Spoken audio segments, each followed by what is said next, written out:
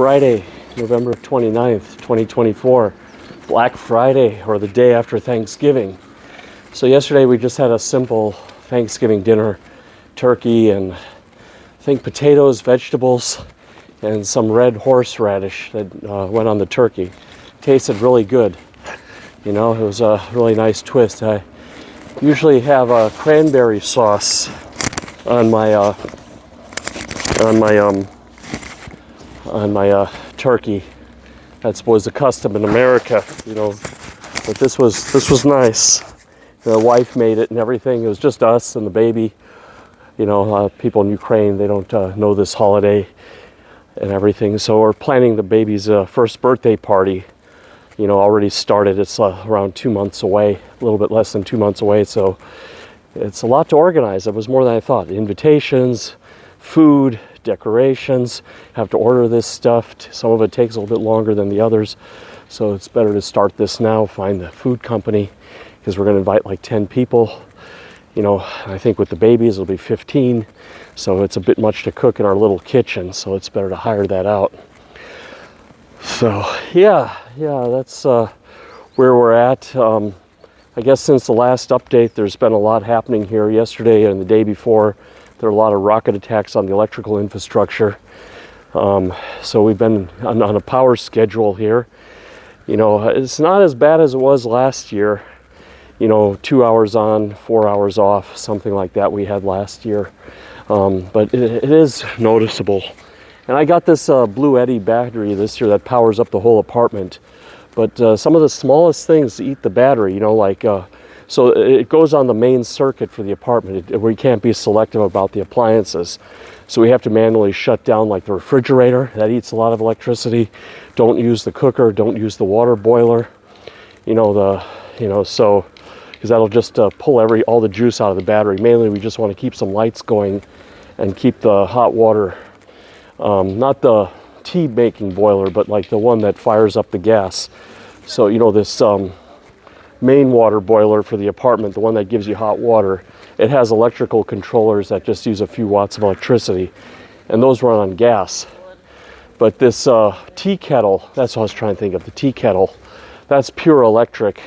That will take a lot of juice. And then we have this cooking machine. It's like a crock pot, kind of modern version of a crock pot, or something between a crock pot and a rice cooker. That will drain your appliances. So you just have to turn off a lot of things, the refrigerator, and don't use the bathroom fan. You know, I guess if you're only going to have power cut for like 1 or 2 hours, you can do all that. But it's hard to know, you know. Sometimes they cut a little bit later and then the power comes on a little bit later. Yesterday it was supposed to be 2 hours. It went for 3 hours. So right now it's a bit uncertain. So you want to conserve. You want to conserve if you're running on batteries at home. Conserve your electricity. And then this Bluetti machine, it makes a bit of a smell. So I had to run wires into the hallway. And we just run it from out there, run an extension cord, and just run everything there. So yeah, that's where we're at. The baby is getting more active. She's almost walking. She's taking steps now, you know, surfing between two pieces of furniture. She stands, puts one foot in front of the other, 1 or 2 steps, and stumbles. So I think the fun times are really going to begin. I can't say it was easy the last 10 months, 11 months, almost 11 months. But now it's going to get really, it's going to go up a notch. You know, once she starts walking, everything goes up a notch. You know, so yeah, baby management. What else is going on? We're working on a visa to go visit England. You know, they have some very good specialist doctors there for allergies and everything. So we're going to go to London and so for me and my daughter, we're American citizens. It's very easy to get a UK travel visa. You just upload your passport and take a selfie and pay 10 pounds, which is like $12.50, and you're all set. But for my wife, it's like applying for a job at the US government. They want to know everything she did the last 10 years and financial statements and all this kind of stuff. So, and then we have to go to Kiev, you know, and then wait 3 weeks to get that document. So, yeah, we will see. We will see how that goes. It's a lot of work. That's all I can say. It's a lot of work. I'll call the VFS Global in Kiev. And if any of you know how this UK tourist visa process works, like if we have to go pick it up in person or it's just a PDF with a QR code that we print out and then they just scan it at the border and everything is okay. I hope it's that. That's just one visit and not 2 visits. Like for US Embassy, when we got my daughter's documents, we had to go visit Kiev and we would have had to gone back, but we had a friend there and we were able to give her a power of attorney to pick up all our documents, and she just sent it to us by Nova Poshta, which is like FedEx or DHL in Ukraine, or I would say it's like, yeah, I mean, they do mostly big boxes, but they do letters too. So yeah, it's like any carrier. And you just have to be careful when you cross the street. That's still the most dangerous thing we do. Despite the rocket attacks, car is the most dangerous thing you do. So yeah, we've been under fire. So ever since Trump has come to power and told Putin don't escalate, he did exactly that. He escalated, posted naked pictures of his wife all over the internet, denied ever having a phone call with him, and the tempo of the war has picked up. And I imagine this is, and then he later, like I think a day or 2 ago, said he's open to talking to Trump to settle the war. So it looks like it's some posturing. They're trying to grab as much land and increase their negotiating position as much as possible before entering the room. So they're, and then U.S. appointed this envoy, this former lieutenant general from the first administration. So. Yeah, but it looks like we're getting closer to something. Probably January, February, March. You know, this is my view of how it would play out. I don't know if they'll ever sign a piece of paper and have a deal. I think things will just freeze up. You know, the Russians will just stop advancing and they will just hold, and the Ukrainians will just push against that wall. And then eventually, you know, I think it's going to be some backroom negotiations, and things will just kind of quietly freeze up. You know, the tempo will kind of go down, and then I think it's going to resemble a little bit like Korea. But I think there they kind of actually had a ceasefire.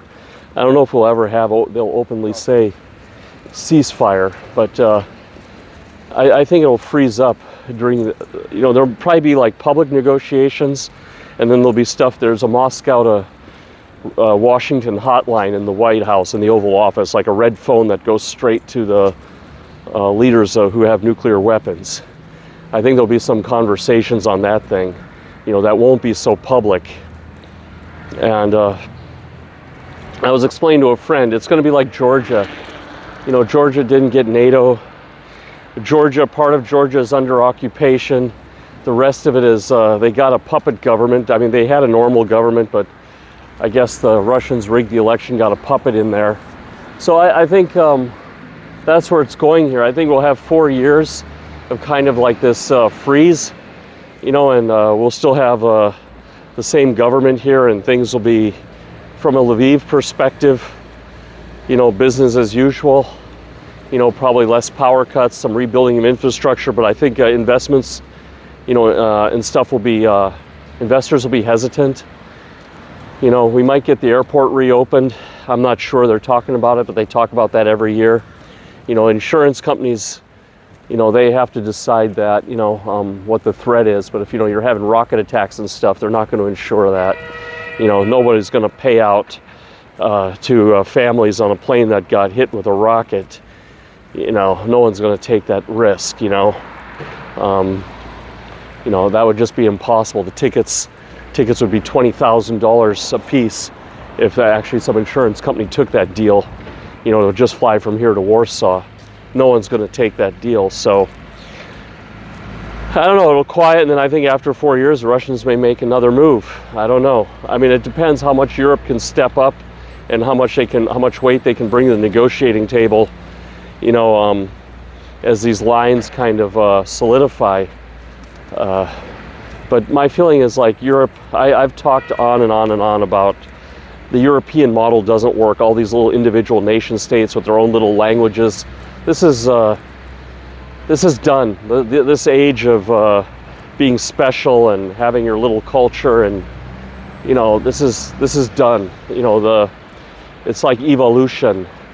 You know, all the little single cells merge together to form organisms. You know, these little nations have to merge together to form some bigger super nation that can withstand these pressures, both political, strategic, you know, also economic. You know, their own bureaucracy between the countries eats up so much resources, they can't really look outward. So, but I don't think that will happen. Europe doesn't think like that. People in Europe, they think very different. You know, they're all about their work-life balance, and, you know, they just find faults in America. You know, they just always like want to regulate something. You know, I believe in regulations. You've heard a lot of my videos, like, but there's sometimes there's too much to where it's choking. There has to be, just like Elon Musk said, the right amount of referees on the field. If you had no referees on the field, it would be too chaos, and if you had too many referees on the field, the football players couldn't even move. They couldn't even move anywhere. So it has to be just right. In Europe, it's a bit too much. I believe in America, it's still a bit too little in some areas and too much in other areas. It's so, yeah, that's the way I see it going. It's just gonna kind of quietly fade. The intensity will kind of ratchet down once they start talking.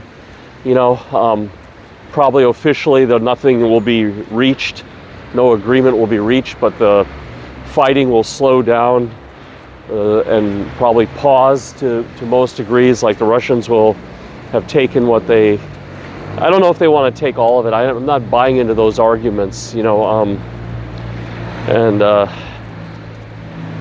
I don't think they have the resources. You know, they would, you know, if they tried to take all of Ukraine, there'd be a lot of guerrilla warfare they would have to deal with, and they have to worry about China. I mean, even though China's an ally, China has their eyes on the back of Russia. They wouldn't be able to manage it. They could only manage their the eastern part of Ukraine, which they've been sitting in already, you know, and which has a large Russian population. That's all I think they can manage. They wouldn't be able to manage like the rest of it. And I mean, one of their plans even admitted cutting the country up into 3 parts. You know, like the east would be recognized as Russia, the middle part would be a puppet government, and then this western part where we live would be divided up among Poland and Hungary. That was like a Russian proposal. So that's somewhere in the news. I had seen that was leaked out. I think it was in the Kiev Post that was leaked out of Moscow somewhere, you know. So it doesn't look like, you know, they have a long, you know, they want to go any further. I mean, probably Kiev, but they can't get it, and they know that, so that would have to be like Georgia. They didn't take all of Georgia. You know, they took only Ossetia, where they could easily, you know, close to their border and close to their supply lines. They already learned their lesson in Kiev, that they wouldn't be able to manage it. You know, they would be dealing with rebels, and probably, you know, the Russian soldiers, they're not into it, you know. They're just cannon fodder. They're not these kind of people that will be able to occupy a hostile territory, you know, to sit there and be an occupation force. And they're not going to be able to convert the Ukrainian army to the Russian army. I mean, even the Ukrainian army is having a hard enough time to get people to do what they're supposed to do. So I can't even imagine any of that. So that's where I'm getting my premise from, that this war is just going to quietly die down and freeze along the current lines, and then there'll be a buildup on both sides of that line. It'll resemble like Korea or the Berlin Wall.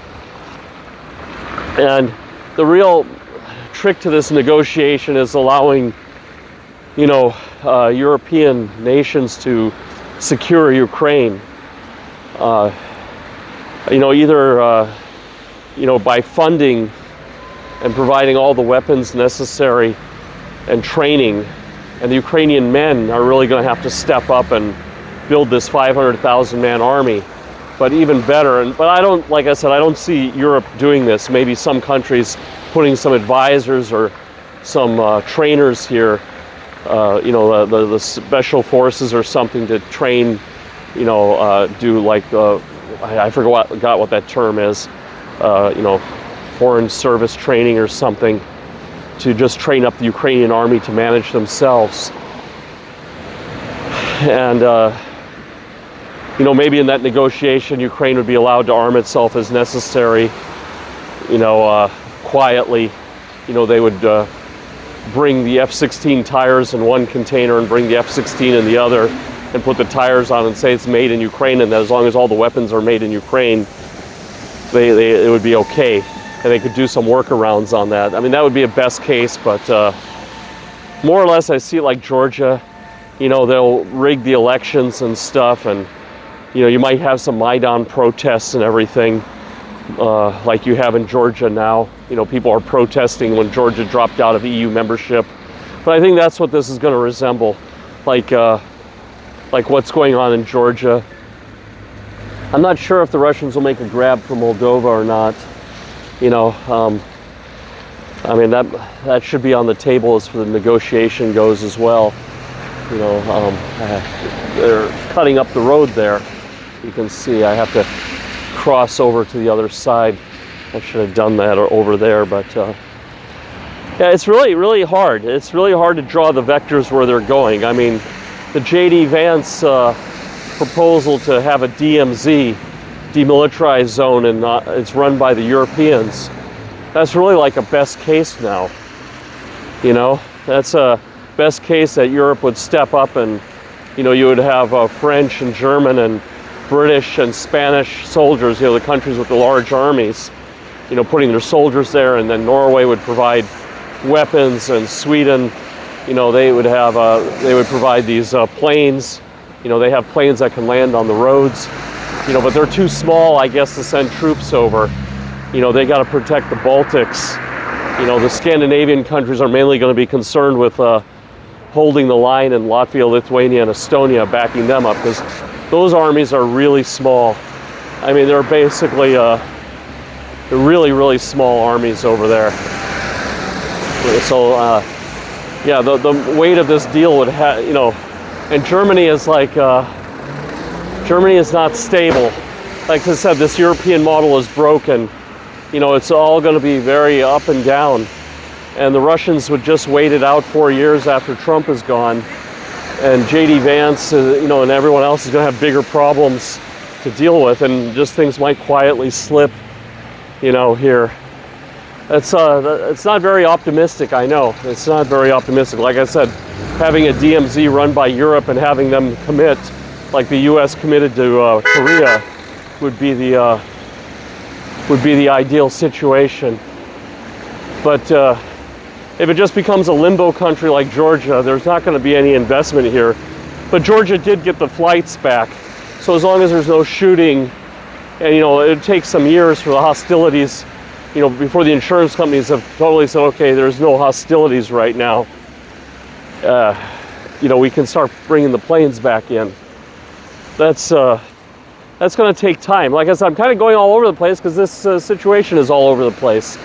This war is like, it can go many different ways. I mean, who knows? Like, Trump can surprise people like he did with the Wagner people in Syria. You know, when the Russians got too close to an American outpost, he cooked them. They destroyed them in that Battle of Conoco Fields. I mean, they brought in the HIMARS. They brought in the U.S. Air Force. They chased down these guys. I mean, they didn't let any of them live. They showed like zero mercy. Even when they were retreating, they were chasing them down. And, you know, they HIMARS'd them. They used I think a B-52 bomber, you know, to take out a couple buildings, like to really send a message. I mean, they flew a Stratofortress. They had an F-22 in the air. They had, you know, I believe, I mean, they had a lot of planes for this up in the air at the time. You know, blasting them into the Stone Age. You know, and I think only one U.S. ally was like slightly wounded. You know, he had like a flesh wound or something in this whole thing, and like 400 Russians went home in boxes. So, you know, it's not totally like Trump is going to throw this place under the bus. You know, Ukraine has a lot of resources, and Zelensky made that clear to Trump, and Trump was warmed up to that idea. So. Who knows? Who knows? But I don't think it'll be U.S. troops here. Definitely the pressure is going to be on the Europeans. Europeans have to man up. You know, this coffee shops and playtime and work-life balance and, you know, mental health and all this stuff, it's done. You know, this transgender day and all this stuff, it's done. We're at war. You know, Europe has to put troops in Ukraine, you know, as part of their side of the bargain. You know, and America will have to focus on Taiwan. And Europe actually has more resources than America. If they were structured like America, they would be a much more effective country. They have better infrastructure, and they have you know, better you know, internal systems, you know, for doing stuff, you know, logistics and all of this. But they're just all splintered into different countries. But if all that stuff was working together, yeah, Europe would easily exceed the US. You know, if they just worked on one language and a single set of standards and didn't have all these internal borders and different customs treatments and all this stuff, and focus more outward on the military, on, you know, innovation and building the economy, they would be like way ahead. You know, if Europe could restructure itself. They have 500 million people versus the US having 300 million on 1/3 of the area. So it definitely would be something, you know. It would be something to see the continent do something. But yeah, it's like I said, I wrap this up. It's hard to see where things are going. The best case would be a DMZ with European troops, and the worst case is just a limbo state like Georgia, waiting for the other shoe to drop, you know, and the Russians in the meantime would be influencing politics, influencing the media. You know, people would be scared to invest here, and that would just open up the door for more corruption, you know, as people are looking for shortcuts and don't have any hope.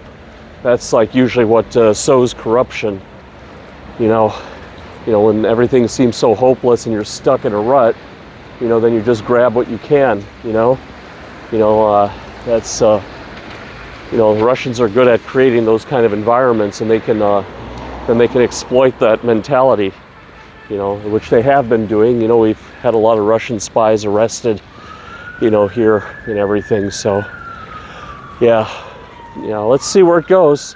Anyway, happy Thanksgiving, Merry Christmas.